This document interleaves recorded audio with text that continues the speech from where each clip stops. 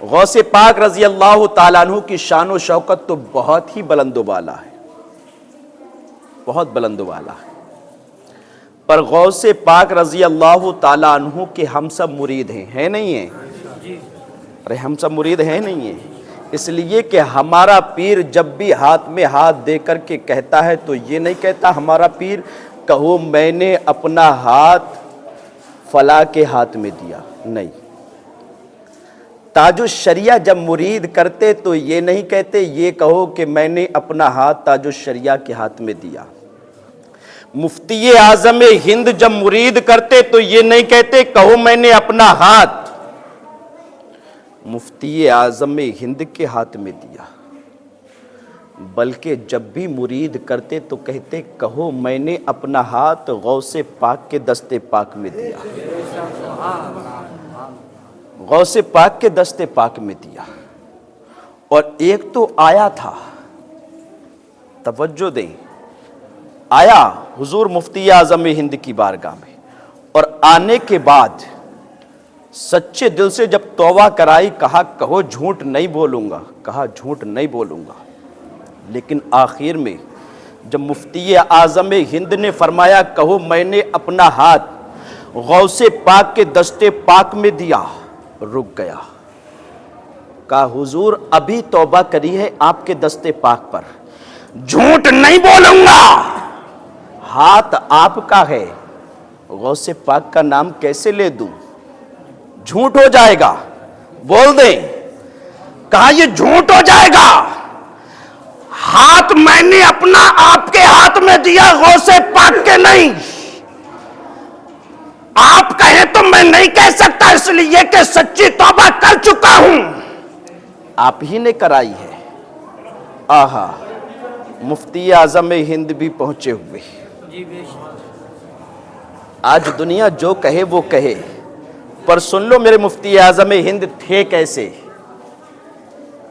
ایسے ہی نائب غوث الورا نہیں کہا جاتا ہے، اگر صورت بھی دیکھو تو مفتی اعظم ہند کی غوث پاک سے ملتی تھی، ہم شبیہ غوث پاک،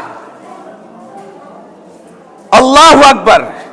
حضور مفتی اعظم ہند نے فرمایا پھر بند کر لے اپنی دونوں آنکھیں، اللہ اکبر، دونوں آنکھیں بند کی، اور بند کرنے کے بعد مفتی اعظم ہند نے فرمایا کھول دے، بند کر کے نہیں دکھایا، فرمایا کھول دے۔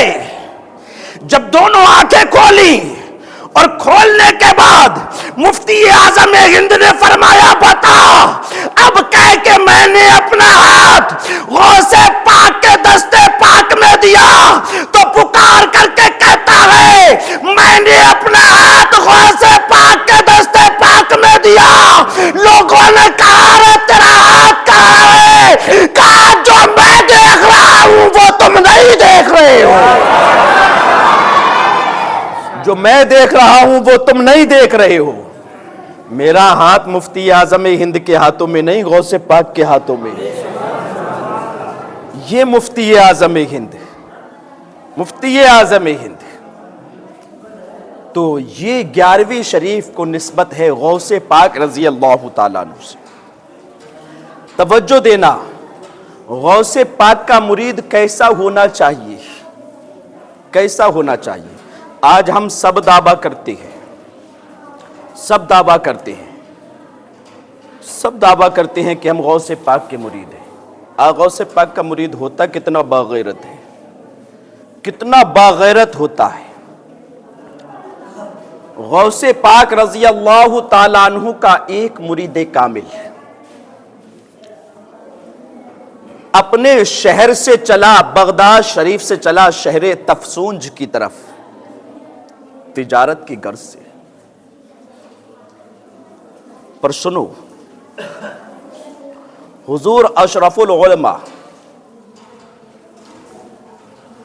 لطائف اشرفی کے اندر آداب سفر بیان کرتے ہوئے ارشاد فرماتے ہیں جب کوئی بھی اللہ کا بندہ اپنے شہر سے، اپنے قصبے سے، اپنے گاؤں سے جب دوسرے شہر، دوسرے گاؤں، دوسرے قصبے میں جانے کا ارادہ کرے اور جب سفر کرنے لگے، توجہ دینا، تو بیان فرمایا انہوں نے کہ آپ جس شہر سے چل رہے ہیں، جس قصبے سے چل رہے ہیں، جس گاؤں سے رخصت ہو رہے ہیں، سب سے پہلے وہاں دیکھ لیں، وہاں اگر کوئی عالم دین ہو، کوئی اللہ کا نیک بندہ ہو اس زمین کے اوپر، تو سب سے پہلے سفر کرنے سے پہلے آپ اس سے جا کر کے مل لیں اور مل کر کے اس سے اپنے حق میں دعائیں کرا لیں۔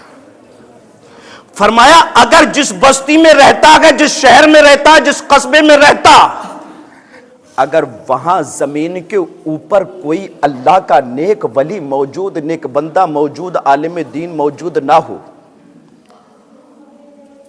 تو یہ وہاں کی کسی درگاہ پر چلا جائے اور وہاں جا کر کے حاضری دے۔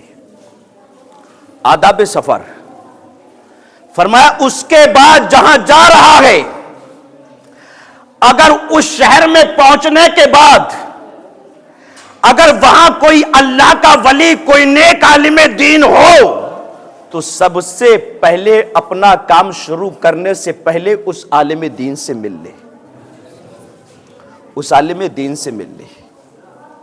اور اگر زمین کے اوپر نہیں، زمین کے نیچے آرام فرما، تو جا کر کے اس کی درگاہ پر حاضری دے لے۔ آپ سے پوچھا گیا اگر ایسا کرے گا تو پھر اسے ملے گا کیا؟ کوئی تو فائدہ ملنا چاہیے۔ آج کے دور میں بغیر فائدے کے کوئی انسان کچھ کام نہیں کرتا۔ اگر کوئی کسی سے ملتا بھی ہے تو اس میں فائدہ ضرور ہوتا ہے، فائدہ ضرور ہوتا۔ اللہ اکبر۔ کہا اس کا فائدہ یہ ہوگا جب یہ اپنے شہر سے کسی عالم دین، کسی متقی پرہیزگار اللہ کے بندے سے یا کسی اللہ کے بندے کی درگاہ پر حاضری دے کر کے چلے گا، تو اس کی دعائیں، اس کا فیض اس کے ساتھ ہو جائیں گی۔ اور جس شہر میں جائے گا وہاں پہنچ کر کے جب اللہ والے سے ملے گا یا اس کی درگاہ پر حاضری دے گا تو اس کا فیض اس کے ساتھ ہو جائے گا۔ پھر عالم یہ ہوگا، یہ وہاں جس کسی سے بھی ملے گا وہ اس کی عزت کرتا ہوا نظر آئے گا اور یہ بلند و بالا رہے گا۔ اگر کوئی اسے ذلیل و رسوا کرنا چاہے گا تو ان اللہ والوں کی دعاؤں کے صدقے میں اسے ذلیل و رسوا نہیں کر سکتا۔ اللہ اکبر۔ اتنی بڑی گارنٹی۔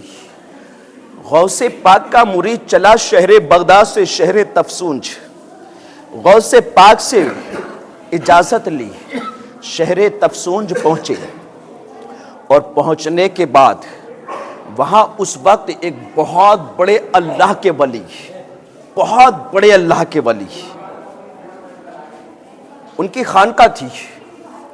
انہوں نے سوچا چلو تو صحیح، پہلے چل کر کے اللہ کے ولی کی بارگاہ میں حاضری دے لی جائے اور وہاں پہنچ کر کے دعائیں کرا لی جائیں۔ جب پہنچے یہ تو انہوں نے عجیب منظر دیکھا۔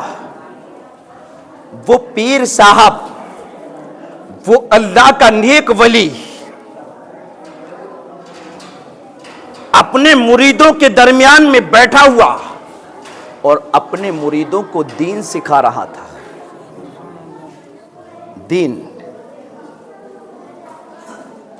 لیکن دین سکھاتے سکھاتے اچانک کہا جانتے ہو تم جس کے مرید ہو اس کی شان کیا ہے؟ اگر انسان کسی کا بھی مرید ہو تو اسے اپنا پیر سارے پیروں میں اچھا لگتا ہے، سارے پیروں میں اچھا لگتا۔ وہ اپنے پیر کے خلاف کچھ سننا نہیں چاہتا، کچھ سننا نہیں چاہتا۔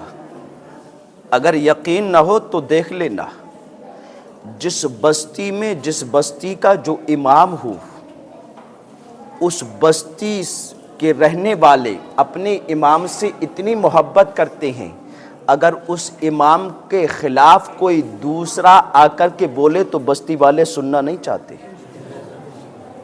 پر یہ محبت کی بات ہے۔ کچھ ایسے ہوتے ہیں جو آج کے دور میں شامل بھی ہو جاتے ہیں. ہاں تو نے سچ کہا ہے, اگر نہیں ہو تو 2 میری بھی ملا لے. پر سنو,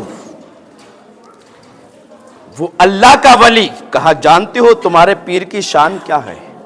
کہا تمہارا پیر تمام پیروں کے درمیان ایسا ہے, وہ مقام ہے جو مقام پرندوں میں اللہ نے شاہین کو عطا کیا ہے, باز کو عطا کیا ہے. باز کو, یہ باز جو ہے نا, باز یہ شاہین ایگل, یہ پرندوں کی دنیا کا سردار ہے. پرندوں کی دنیا کا سرد, کوئی پرندہ اس کا مقابلہ نہیں کرتا. اور یہ اتنا باغیرت پرندہ ہے, کبھی بھی یہ جھوٹا کسی پرندے کا نہیں کھاتا. جب بھی یہ کھاتا ہے تو خود شکار کرتا ہے تب کھاتا ہے, جھوٹا کسی کا نہیں کھاتا.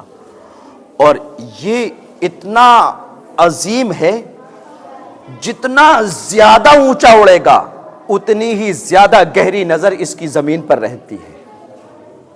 اس سے اونچا کوئی اور دوسرا پرندہ بھی نہیں اڑتا. یہ پرندوں کی دنیا کا سردار ہے. غوث پاک کا مرید اس میں بیٹھا ہوا جب سنا اللہ اکبر,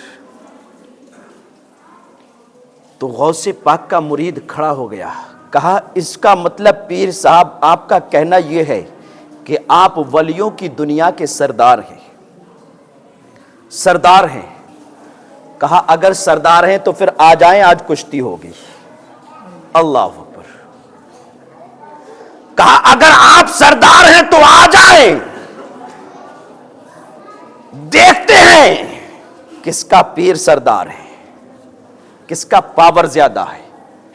کہا پیر تو نہیں, پہلے مرید سے آ جائیں, بول دیں اللہ اکبر. اتنا جب کہا تو تمام مرید جتنے بیٹھے ہوئے تھے سب گھور کر کے اس تنہا انسان کی طرف دیکھنے لگے. اللہ اکبر. اس کے بعد اور جلال آیا غوث پاک کے مرید کو, جو چادر جسم کے اوپر تھی اسے اٹھا کر کے جلال میں پھینک دیا, اور پھینکنے کے بعد کہا آ جائیں اٹھ کر کے. اللہ اکبر. اتنا کہنا تھا تو اس اللہ کے ولی نے مریدوں سے کہا اس کی طرف گھور کر کے مت دیکھو, اس کی طرف گھور کر کے مت دیکھو. یہ جو مرید ہے کوئی ایسے ویسے پیر کا نہیں, یہ کسی بڑے پیر کا مرید ہے, اس لیے کہ اس کے رونگٹے رونگٹے سے میں نور نکالتا ہوا دیکھ رہا ہوں. اللہ, اس کے رونگٹے رونگٹے سے میں نور نکلتا ہوا دیکھ رہا ہوں. اللہ کے ولی نے کہا ٹھیک ہے کوئی بات نہیں, چلیے بیٹھ جائیے, چھوڑیں یہ سب باتیں, چھوڑیں یہ سب باتیں. تو غوث پاک کے مرید نے کہا آپ نہیں, ولیوں کے سردار میرا پیر ہے. ولیوں کا اگر سردار ہے تو وہ میرا پیر ہے, میرا پیر ہے. کہا سنو, تمہارا پیر اگر اتنے ہی اونچے مرتبے والا ہے تو میں ہر رات آقا کریم صلی اللہ علیہ وسلم کی بارگاہ میں حاضری دیتا ہوں. اللہ. اب سوچیں جو ہر رات پیارے نبی کی بارگاہ میں, پیارے نبی کی محفل میں شامل ہوتا ہوگا, وہ کتنا بڑا ولی ہوگا, کتنا بڑا ولی ہوگا.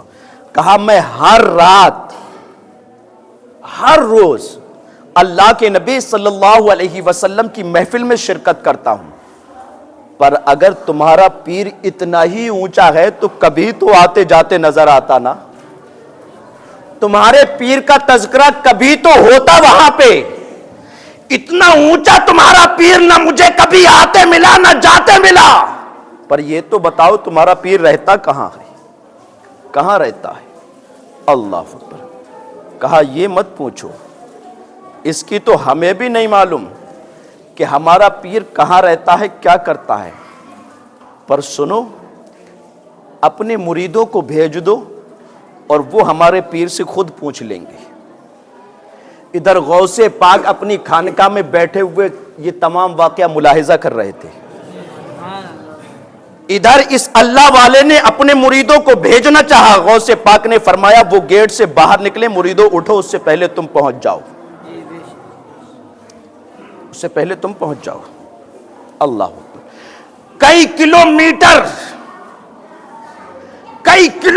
کا یہ سفر، غوث پاک کے مریدوں نے کہا حضور ایک دن کا سفر نہیں جو ہم چند منٹوں میں پہنچ جائیں، پہنچیں گے کیسے؟ کہا کھڑے ہو جاؤ، کھڑے ہونا تمہارا کام ہے، پہنچانا غوث پاک کا کام ہے۔ اللہ ادھر کھڑے ہوئے غوث پاک نے فرمایا آنکھیں بند کرو، آنکھیں بند کی تو دیکھا شہر تفسونج میں وہ اللہ کے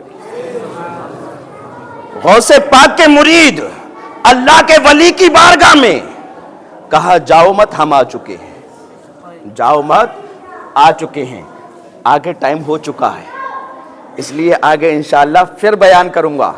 اگر آگے سنتے تو مزہ آتا، اور ایسا مزہ آتا کہ آپ جھومنے لگتے اور گھر پر نیاز کرانے پر مجبور ہو جاتے اور کہتے اب کچھ کراؤں گا یا نہیں کراؤں گا، پر غوث پاک کی 11ویں تو میں ضرور مناؤں گا، ضرور مناؤں گا۔ اللہ سے دعا ہے، اعلیٰ حضرت نے اسی تو کہا ہے وہاں کیا مرتبہ اے غوث ہے والا تیرا، اونچے اونچوں کے سروں سے قدم اعلیٰ تیرا، سر بھلا کیا کوئی جانے کہ ہے کیسا تیرا، اولیاء ملتے ہیں آنکھیں وہ ہے تلوہ تیرا۔